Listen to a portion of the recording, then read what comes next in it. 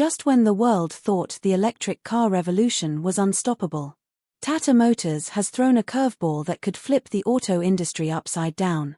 A brand new diesel engine, so advanced, so efficient, that it's threatening to crush the EV market before it even fully takes over.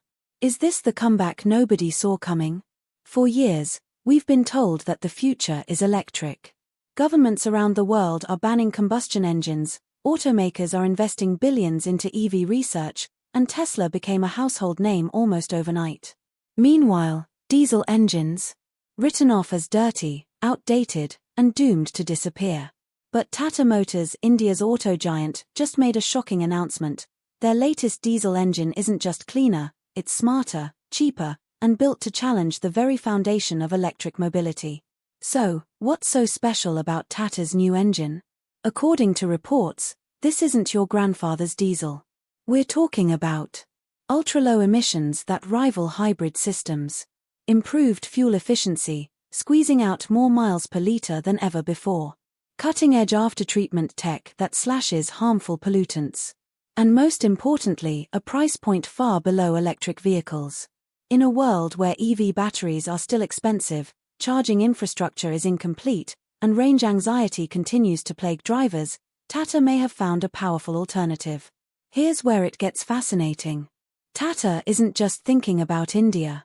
This engine is designed for emerging markets: Africa, Southeast Asia, South America, regions where EV infrastructure is decades away from maturity. For millions of drivers in these regions, reliable diesel could remain the backbone of transportation. Tata's move isn't just a technical upgrade, it's a geopolitical chess play against the West's push for electrification. But here's the big question: can diesel really crush the EV market? On one hand, electric cars promise zero tailpipe emissions and a cleaner future. On the other, Tata's diesel comeback is cheaper, instantly usable with existing infrastructure, and potentially just as clean with the latest tech. If Tata proves that diesel still has life left, we could be staring at a new kind of energy war: batteries versus fuel tanks. This announcement isn't just about cars, it's about the philosophy of progress. Do we rush headlong into electric, regardless of cost and infrastructure? Or do we improve what we already have, bridging the gap with advanced combustion technologies? Tata's bold bet is forcing us to ask, maybe the future isn't fully electric just yet. Beyond technology, there's something even more powerful fueling Tata's diesel comeback: economics. While electric cars still carry a hefty price tag, often double that of a comparable fuel-powered vehicle, Tata's new diesel engine promises affordability. This matters in markets where cost is everything. Think about it: a farmer in rural India, a taxi driver in Nairobi, or a transport operator in South America. Many can't afford expensive EVs, nor can they wait for charging stations to spread. But a diesel engine that's affordable, reliable, and now cleaner than ever, that's an instant game changer. Of course, not everyone is cheering. Environmental groups argue that no matter how advanced, diesel still burns fossil fuel.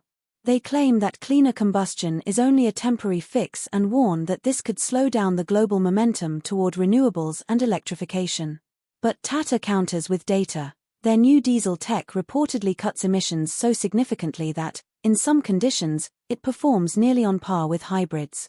If those numbers hold true, this could disrupt the very narrative that only EVs can be sustainable.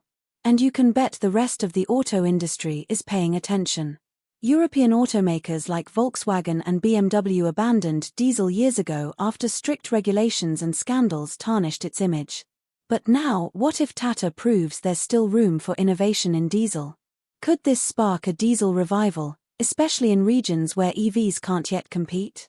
Imagine Toyota, Hyundai, or even Ford rethinking their strategy. A domino effect could be closer than we think. This is bigger than just one engine or one company. Tata's diesel comeback highlights a massive tension in the auto world: the clash between idealism and realism. EVs represent the dream of a cleaner, greener tomorrow. But advanced diesel engines like Tata's represent the reality of what's affordable and practical today. And in the end, the market often chooses what works here and now, not decades from now. Here's where Tata's move cuts even deeper: infrastructure. Building a nationwide EV charging network takes billions of dollars, years of construction, and massive power grid upgrades. Even in countries leading the EV charge, like the US and China, the rollout is slower than expected. But diesel? The infrastructure is already there. Fuel stations, supply chains, maintenance expertise all exist and are accessible. Tata doesn't need to reinvent the wheel.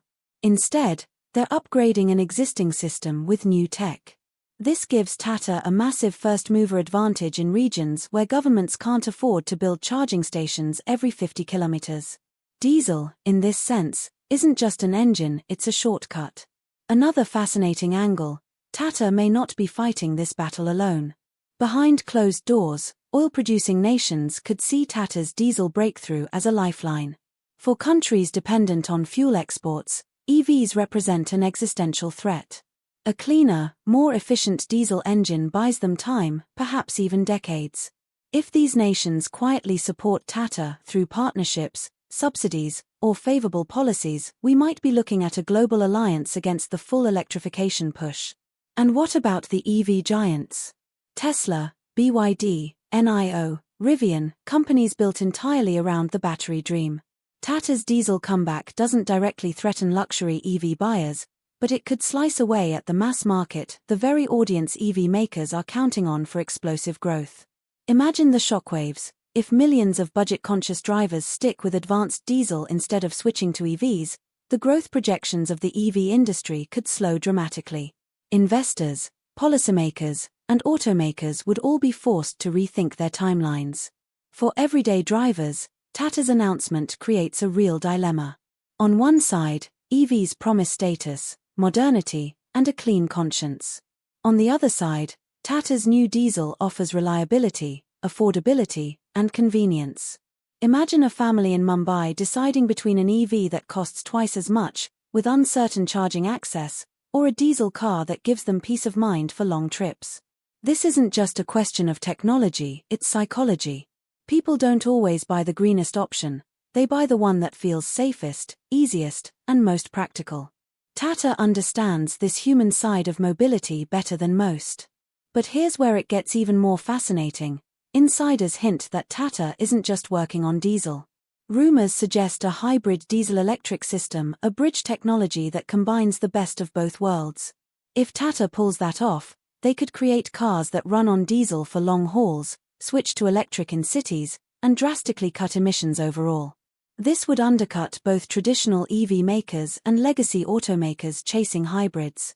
It would be the ultimate middle path, giving Tata dominance in markets not yet ready for full electrification. Of course, this story isn't just about engineering, it's political. Governments in Europe and North America have already committed to phasing out combustion engines in the next decade. But what happens if Tata's diesel proves cleaner, cheaper, and more practical? Will regulators bend, or will they double down, banning a technology that could actually benefit billions in developing nations? This could turn into a clash between the global North's vision of an all-electric future and the global South's demand for affordable, adaptable technology. Tata might be setting the stage for one of the most heated policy debates in automotive history.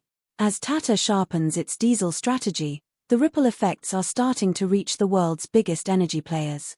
Oil companies, once seen as relics of the past, suddenly have a reason to celebrate.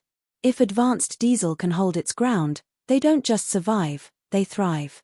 Expect to see collaborations where fuel giants might team up with Tata, offering specialized low-emission fuels that maximize the potential of this new engine. Meanwhile, battery manufacturers and mining companies who've invested billions in lithium, cobalt, and nickel extraction could see Tata's move as a direct threat to their future profits. If diesel slows down EV adoption, entire supply chains could wobble. The industry itself is starting to divide. On one side, you've got the purists, the Teslas, BYDs, and startups betting everything on batteries. On the other, legacy automakers who abandoned diesel but are now quietly watching Tata with nervous curiosity. Some executives are reportedly whispering, "Did we kill diesel too soon?" If Tata proves there's money, and lots of it, in a new generation of diesel cars, we might see old players scrambling to re-enter the game. Imagine Volkswagen or Toyota making a shocking U-turn, announcing a return to clean diesel innovation. And then there's the biggest twist: Tata's diesel play could empower the global south in ways we've never seen before. While Western nations race ahead with EV subsidies and green policies, billions in Africa, Asia, and Latin America face unreliable power grids, limited charging stations, and lower income levels. For them, EVs are often out of reach. Tata's engine could flip the script, offering a powerful, practical alternative that doesn't force developing nations to depend on Western technology or expensive EV infrastructure. In fact, this could become a defining moment where the global south charts its own automotive destiny, instead of simply following the West's lead. All roads are now pointing toward a collision course.